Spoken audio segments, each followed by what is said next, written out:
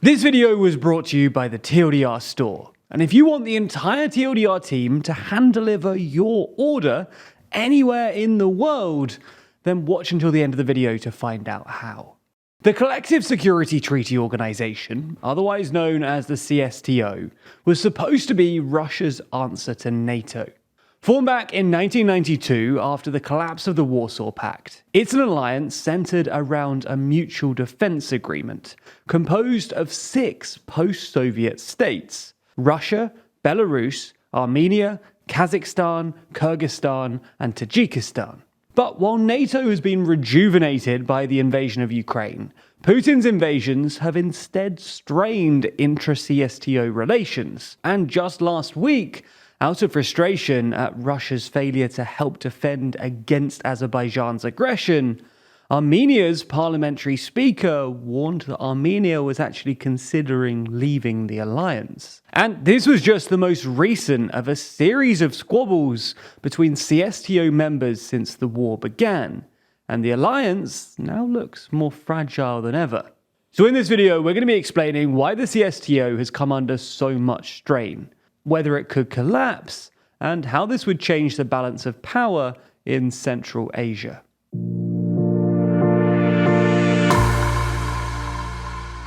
So let's get straight into it. To understand why the war in Ukraine has undermined the CSTO, you need to understand quite how Russia-centric it is.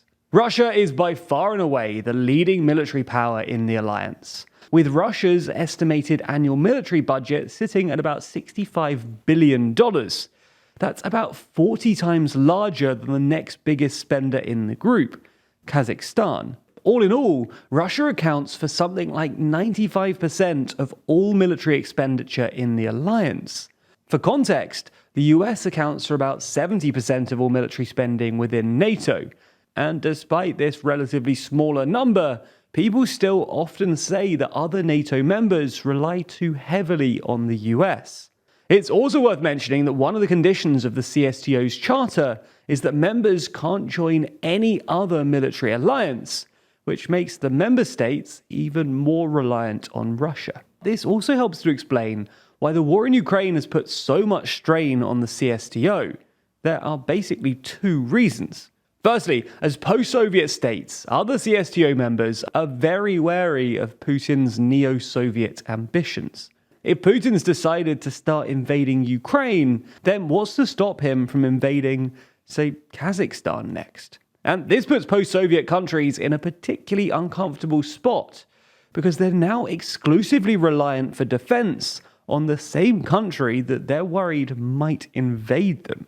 Secondly, with Russia preoccupied in Ukraine, the organization has become essentially pointless, because, well, no other country in the grouping has the capacity to defend any of the other members. And this became particularly apparent in early September, when, in a significant escalation of the Nagorno-Karabakh conflict, Azeri forces attacked Armenian positions in Armenia proper. Now, while the CSTO's mutual defense clause wasn't triggered when Azerbaijan attacked Armenian forces in late 2020, largely because the attack happened on disputed territory, Russia still guaranteed Armenian security and mediated a ceasefire between the 2 countries. This time, though, because Putin was too busy in Ukraine, Russia didn't help Armenia at all, despite the fact that these attacks happened clearly on Armenian territory. Armenia even tried to trigger the CSTO's mutual defense clause, Article 4, but the Russians basically just said no.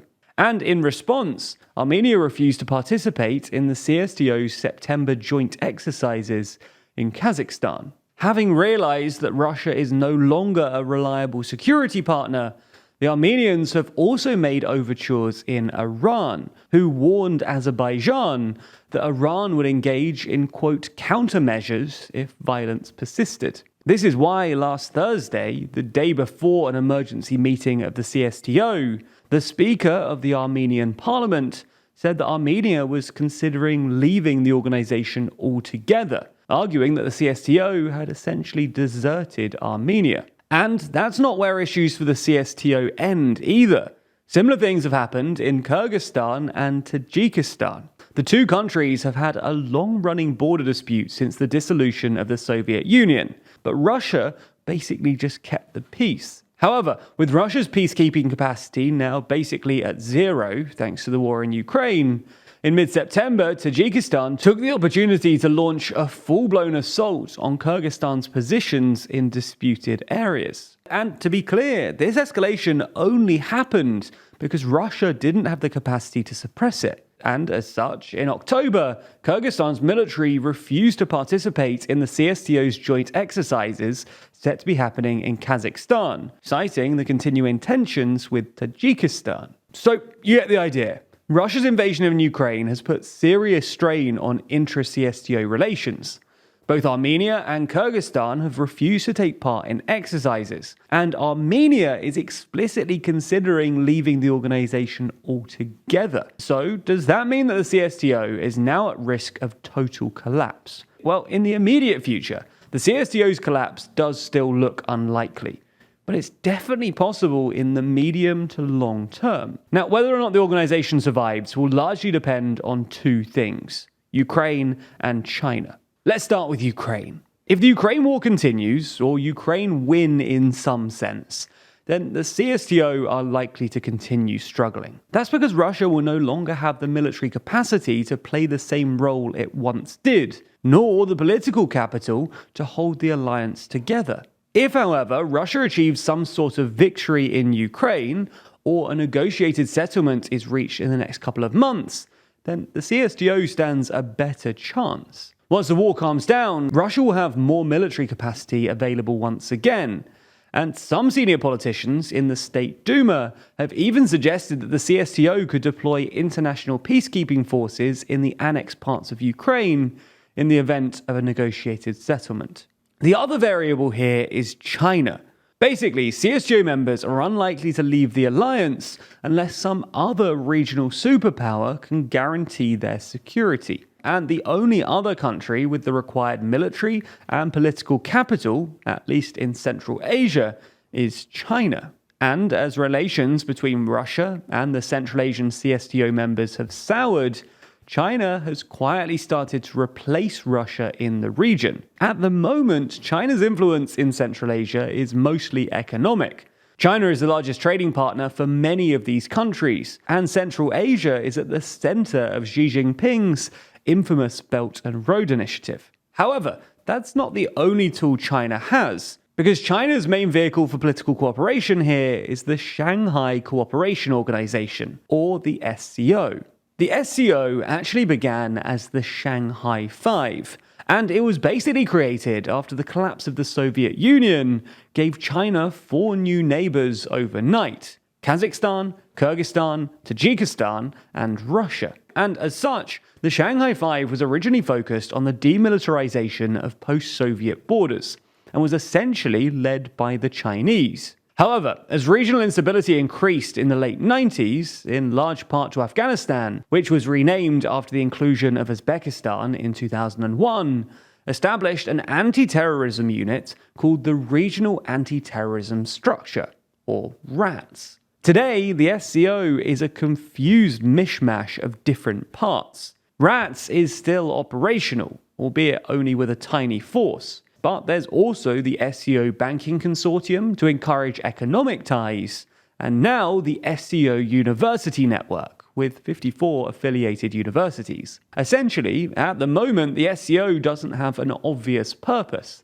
But if China decided to step up its act as a regional security guarantor, it could do this via the SCO and RATS. Now, this doesn't look likely at the moment, but China's influence in the region is consistently increasing, so it's not impossible, especially if Russia keeps their eye off the ball.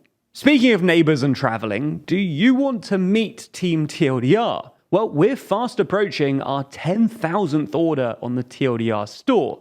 So, to celebrate, we're going to hand deliver the 10,000th order anywhere in the world. In fact, we're going to record a whole video of our team racing to deliver your order and be the first to arrive at your doorstep. Sounds fun, right?